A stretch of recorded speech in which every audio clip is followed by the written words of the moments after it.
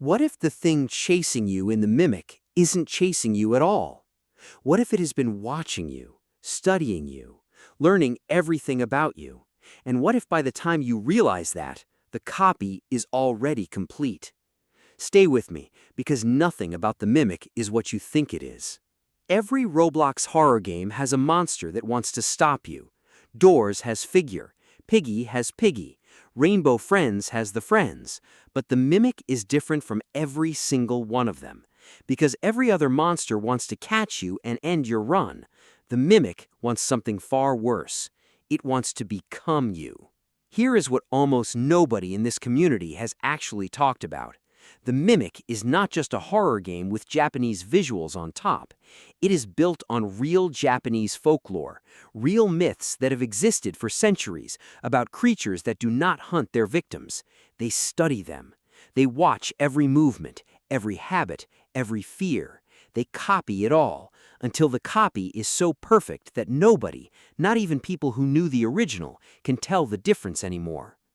The developers did not just borrow the name and move on.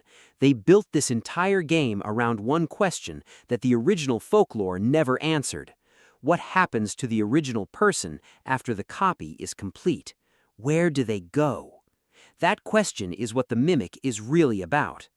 Most players treat the Mimic like any other horror game on Roblox. Run, solve puzzles, survive the chapters.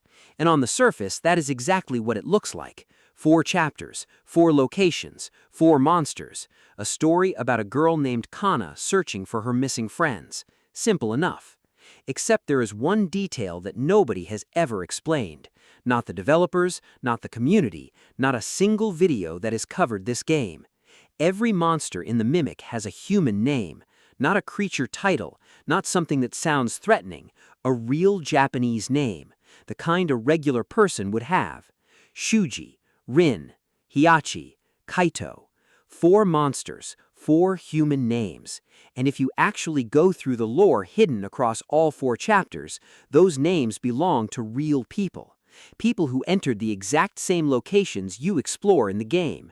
People who went in and never came back out. Here is what the Mimic actually is. Not a haunted house, not jump scares dressed up in Japanese aesthetics. A documentation of what happens when something studies a human being completely enough to absorb everything they are. Every memory, every movement, every fear, every voice. Chapter 1 is inside a school. The monster does not move like a creature that wandered in randomly. It moves like someone who spent years in that building. It knows which hallways get used. It knows where students go. It knows the rhythms of that space because the person whose name it carries spent years learning them. And then something found that person and studied it until there was nothing left to study. Chapter 2. The Hospital. The monster knows the full layout before you ever discover it. Opens doors you have not found, appears in rooms you have not entered. Not because it explored the building, because the person it became already knew every inch of it. You are the explorer. It is the resident. And here is the detail that genuinely disturbed me when I found it. In Chapter 3, there is a mirror. Most players run straight past it, but if you stand completely still in front of that mirror for 11 seconds, your reflection does something your character never did. It smiles. Now I need to talk about Kana, because this is where everything changes. Kana is who you play as the entire game, the protagonist. You trust her completely because you see everything through her eyes. She's searching for her missing friends, find out what happened, uncover the truth, survive long enough to get answers. Straightforward. But here is the question nobody ever asks about Kana. How does she know where to go? Every location in the Mimic is hidden, abandoned, a school shut down years ago, a hospital with no public address, a shrine buried so deep in forest it should be impossible to find without a map. And yet Kana walks directly to every single one. No hesitation, no wrong turns, no searching. Like someone who's been there before, or like something is pulling her exactly where it wants her. And then there's this. Deep in the final chapter, there is a hidden room that most players never find. Inside is a single object, a journal, Kana's journal. except the entries describe events that happen after the point where you find it.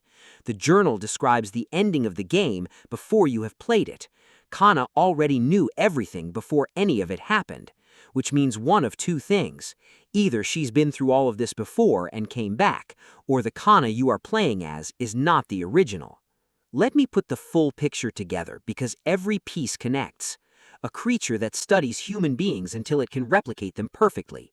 4 monsters with human names, 4 people who entered 4 locations and disappeared, a protagonist who moves directly to hidden places without any guidance, a journal describing future events written in past tense, a reflection that smiles when you are standing completely still. The mimic is not hunting Kana through these chapters. It finished studying her long ago. What you are playing is the copy running its final test, returning to every location, moving through every space, re-experiencing every memory that was absorbed, not to find missing friends. Those friends are the 4 monsters, studied first, converted first, and now each of them is doing to Kana exactly what was done to them, not chasing her, completing her. Every chapter you finish is not a victory, it's a stage of the process becoming more complete. And the ending where Kana finally faces what's been following her, she doesn't find a monster waiting, she finds herself, standing there, having completed the study long before Chapter 1 ever loaded. The original Kana has been gone since before the game began. You were never playing as the survivor, you were playing as the replacement learning what it means to be human. And by the time you reach that final room and understand what the journal means, the learning is already complete. It learned perfectly. Every time you played the mimic, you were inside the perspective of something that was never human, moving through spaces it had already memorized, getting closer with every chapter to finishing a process that started long before you pressed play. The developers never confirmed this directly, but they gave every monster a human name. They built a mirror that smiles without being told to. They wrote a journal with entries from the future, and they made you play as someone who already knew the ending. None of that is accidental. Next time you load into the mimic, go to Chapter 3, find the mirror, stand completely still, count to 11, and ask yourself, who is actually looking back? Drop your theory in the comments. I read every single one, because this story has layers one